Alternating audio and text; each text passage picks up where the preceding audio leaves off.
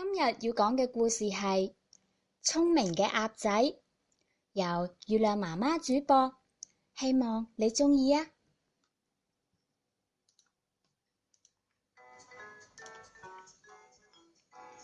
太陽照喺青山嗰度，青山綠油油。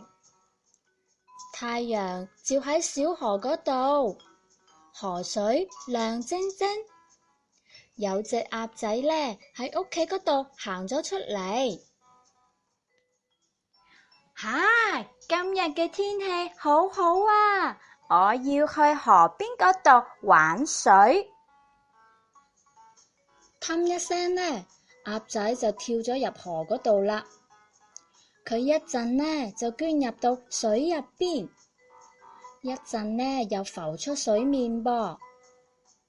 一陣呢，同青蛙仔玩捉迷藏；一陣呢，又同鯉魚仔比賽游泳。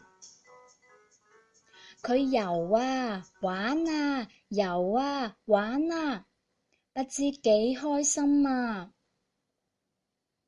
突然之間，鴨仔叫咗起身：哎呀，天都黑晒㗎啦！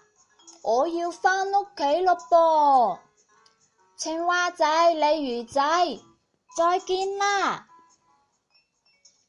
於是鴨仔就行返屋企啦。當佢行到村口嘅時候呢，遇到咗一隻啱啱喺度搵嘢食嘅狐狸啊！狐狸見到肥嘟嘟嘅鴨仔，口水嗲嗲地啦。流到成地都係流水，佢靜雞雞咁樣行到鴨仔後邊，嘣一聲跳咗過去，用又尖又鋒利嘅爪呢捉住咗鴨仔啊！俾狐狸捉住嘅鴨仔一啲都唔驚，佢馬上就開始諗辦法救自己啦。於是鴨仔就同狐狸講啦：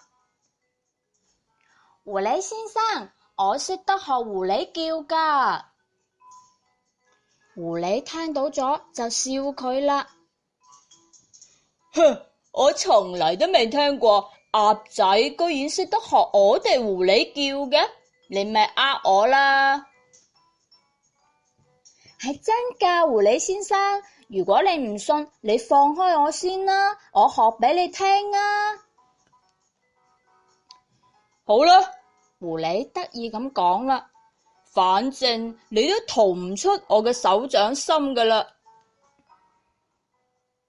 於是呢，狐狸就放開咗隻鴨仔，鴨仔呢就開始大叫起身啦，呱呱呱！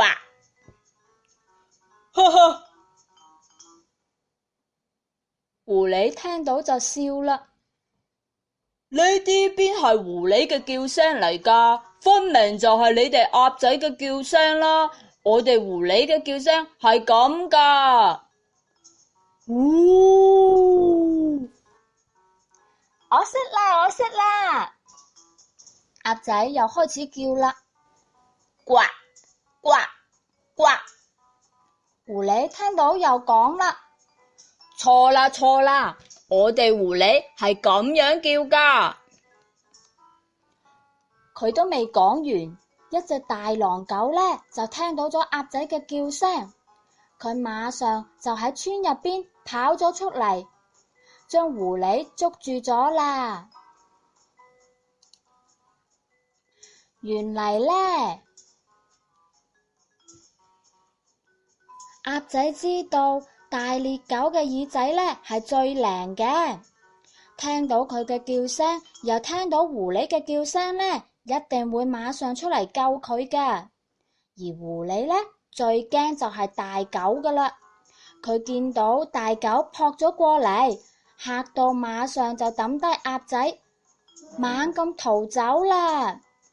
於是呢，鴨仔同大狗兩個好朋友有講有笑咁樣一齊返屋企啦。